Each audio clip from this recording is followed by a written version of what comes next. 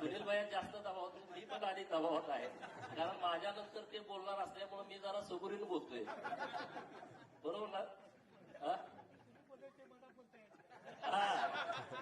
जगताप साहेबांचं प्रेम माझ्यावरती होतं, पण मध्येच काय अडचण झाल्यानं त्यांनाच नाही. माझ्याकडून मी काही चुकलो नव्हतो.